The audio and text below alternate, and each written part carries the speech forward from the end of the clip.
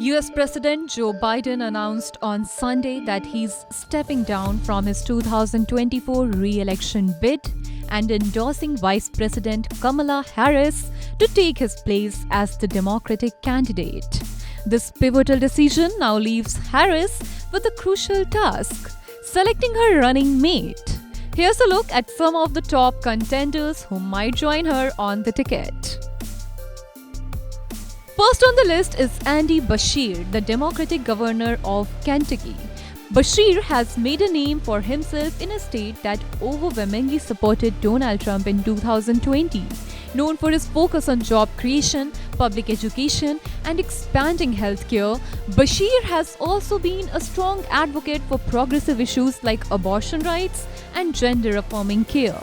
Despite facing opposition from a Republican-dominated legislature, his leadership has earned him significant praise within the party.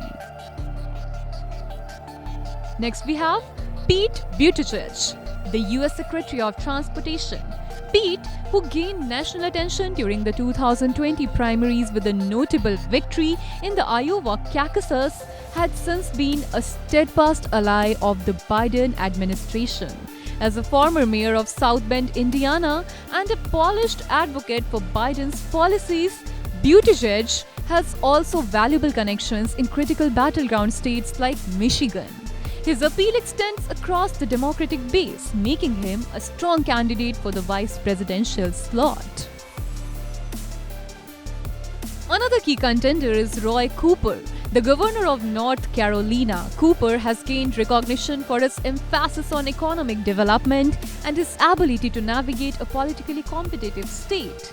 North Carolina's complex political landscape, which has leaned Republican in recent presidential elections, has not hindered Cooper's approval ratings.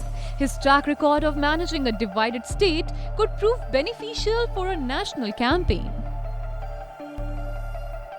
Mark Kelly, the US Senator from Arizona, is also in the mix. Kelly's moderate stance and his background as a former Navy captain and astronaut make him a compelling choice. His position on the gun violence, alongside his personal connection to the issue through his wife Gabriella Giffords, who survived a shooting in 2011, resonates with Democratic voters.